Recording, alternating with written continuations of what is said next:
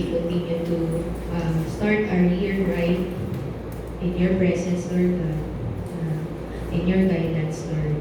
Lord, ina-offer namin sa inyo ang buong taon na to, 2026.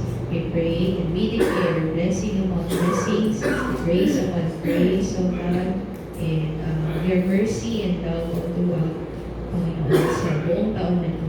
And every family represented, Lord God, we pray that you would give us healing, comfort, good health, Lord God, and provision, Panginoon. Everything na pangailangan. We thank you, dear Father. In Jesus' name we pray. Amen. Okay. Happy New Year! Ay, parang hindi happy. Ulit. 1, 2, 3. Happy New Year! Ayun. Sino ang masayang celebration ng New Year? Yeah. Sino dito nagpaputok? Wala. Sino dito nagbubbles? Bubbles! Bubbles party. Okay. So, welcome po sa ating unang Sunday School ng taon.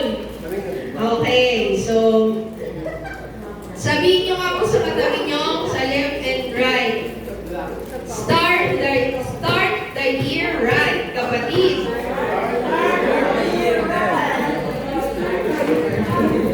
Okay. Sino nag-agree doon? Start the year right. Taas kamay. Ayan. So, wala po tayong games. Sunday school lang po ito. Pero mamaya, may activity tayo mamaya. Okay. So, next slide please. Setting intentions for 2026. So, yan po ang ating Sunday school for today. The journey ahead. Okay. As we embrace this new year, let's take a moment to set our intentions, reflecting on personal goals and aspirations. Help us to align our actions with our purpose and faith. So, as we begin this year-long journey, remember that spiritual growth is both a gift from God and a daily choice. As you engage with His Word, with His Spirit, will guide you in truth and help you understand how to live out your faith each day. Amen po ba? Amen. So, may question ako. So, para sa ating panimulang icebreaker.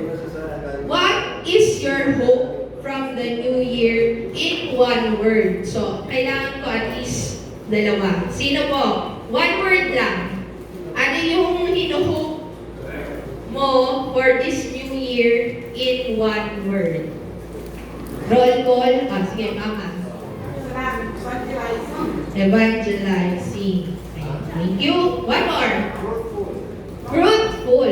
Okay, so thank you. So, ito yung next slide, please. Ito yung mga, natin, fruitful, evangelizing.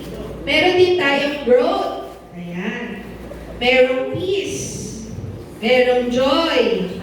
And meron din change. Change is good. So, next. What nature moment makes you feel closest to God? So, sabi dito, una, a vibrant sunset, a tranquil forest, a flowing river, and a blooming flower. So, kapag narinig natin yung mga bagay na yan, kahit i-close natin yung mga mata natin, pag sinabing vibrant sunset, parang nafe-feel mo pa yung init sa mukha mo, di ba? Kapag ini-imagine mo siya. Yung isa naman, yung tranquil forest. Pag in-imagine mo naman siya, kahit nakapikit ka lang, pag inisip mo yung tranquil forest, parang nababasa ka pa ng mga habog eh. Habog galing sa forest. A flowing river, katulad nung tawag nito, Enchanted River. Titignan ko na si Kuya F, di ko ba katulad nung Enchanted River. Gusto niyo bang makita yung loob ng Enchanted River? Kasi meron akong video. video. Pwede kong i-send kay kay, hindi, pwede naman natin i-research. Search lang, search.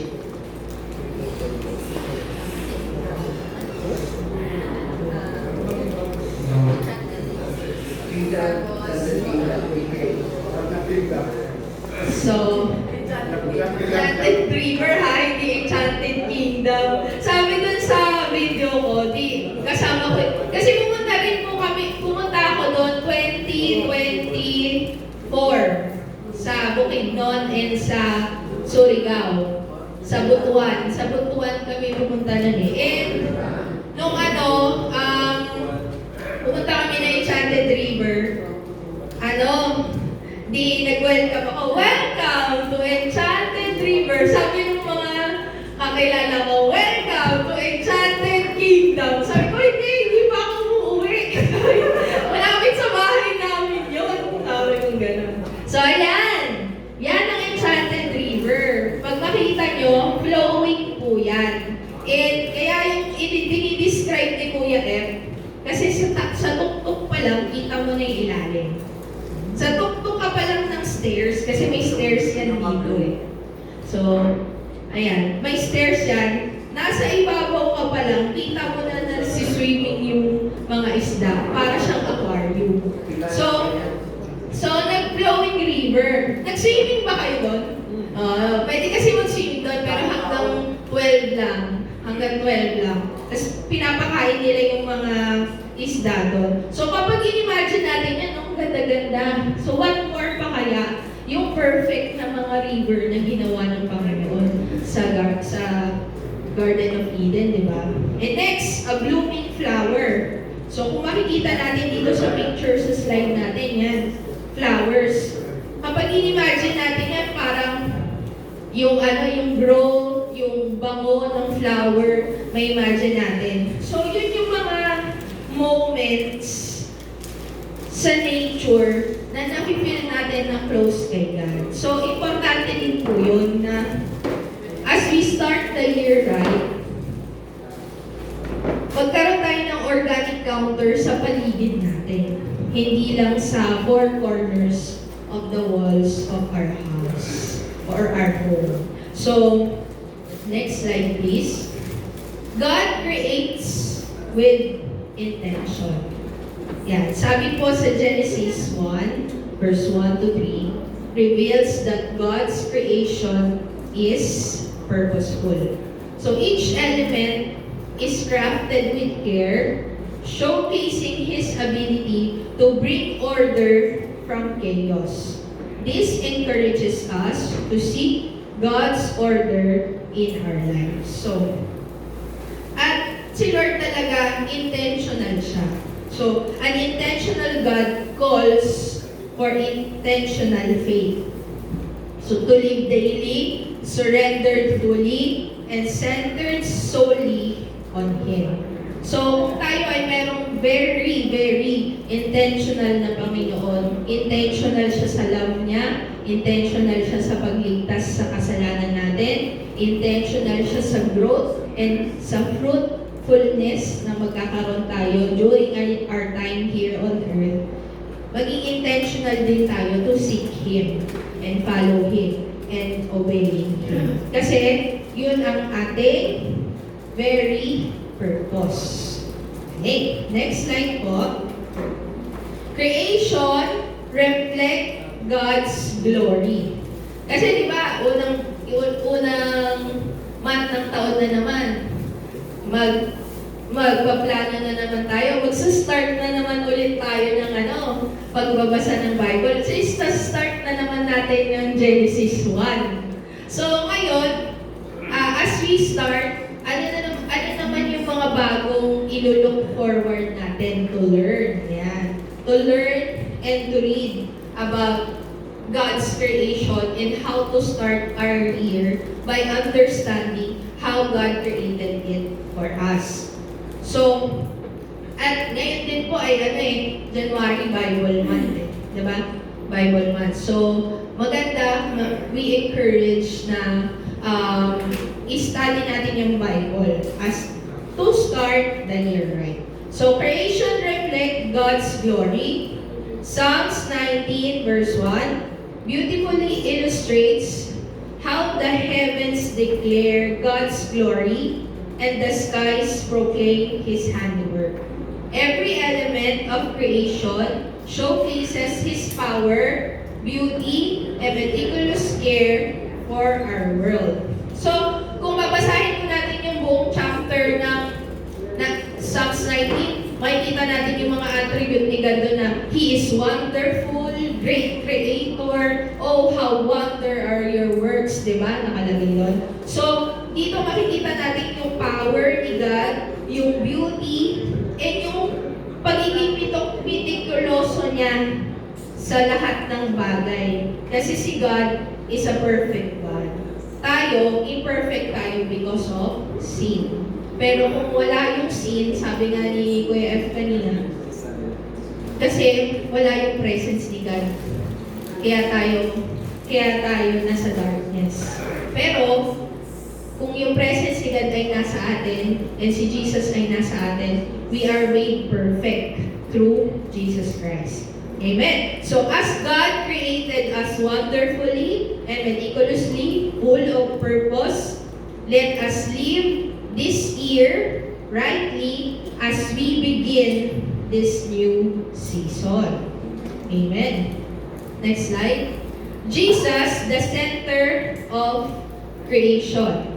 In John 1:1-3, we see that Jesus is at the heart of all creation. So makikita natin yun sa first verse pa lang, di ba? In the beginning was the Word. Yan. So, emphasizing that our existence is intentional and purpose. Designed by the Creator and reflect His glory and love. Therefore, we choose to live this year purposefully, anchored in Christ and guided by His love. Amen po ba? Amen. So, paano? Ano yung mga steps na yon? How to live this year purposefully and anchored in Christ. So, next slide. By studying the Word of God. Studying and reading the Word of God. So, how to journal effectively? A practical guide for your journey. Next slide. Daily journaling guide.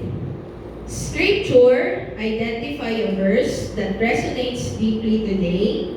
Observation, reflect on what this verse reveals about God. Reflection, consider what God is showing you in your life. Application, decide on one actionable change for today. And lastly, prayer. Write a brief, heartfelt prayer to God. So, alam naman natin yung mga mga points na yan. Paano tayo mag-devotion, paano tayo mag-journal.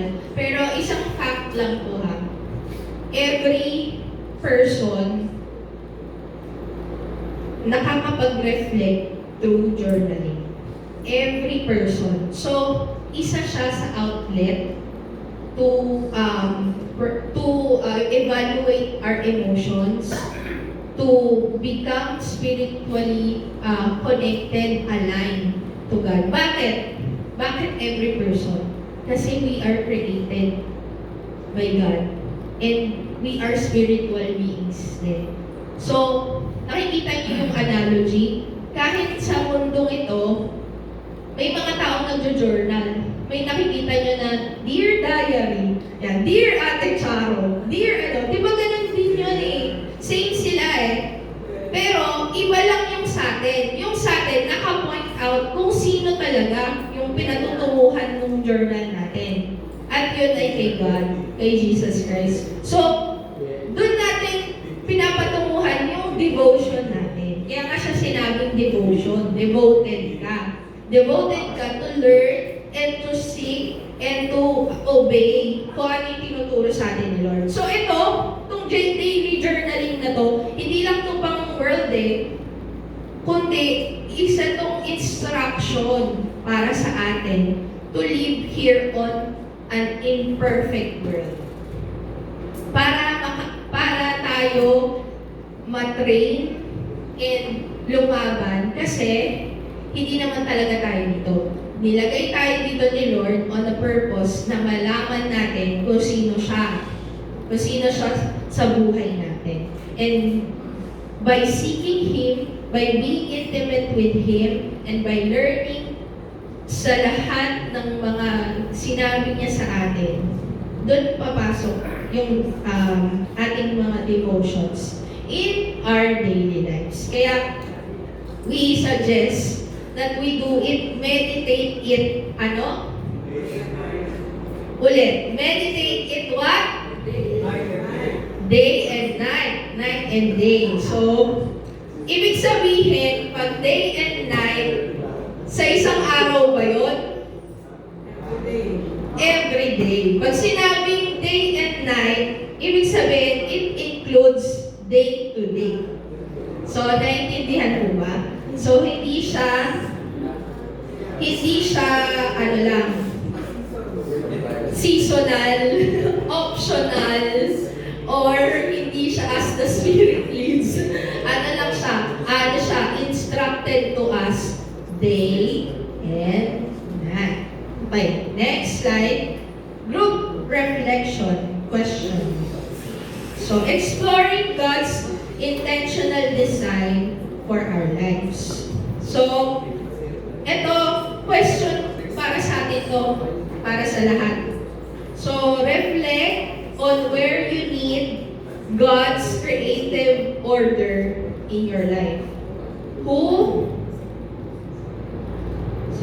requires encouragement this week? And how you can intentionally notice His presence daily. So, no need naman na i-answer to isa-isa. Basta, ang question natin, ang group question natin is to reflect.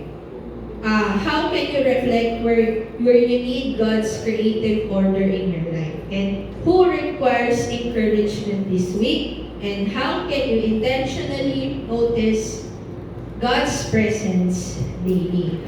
So, as we end, dito tayo sa Isaiah 43 verse 19. Ito po talaga yung declaring verse na nakita ko for this year. Ito po yung pinakita ni Lord. Isaiah 43 verse 19. Basahin natin sabay-sabay. See, I am doing a new thing. Now it springs up.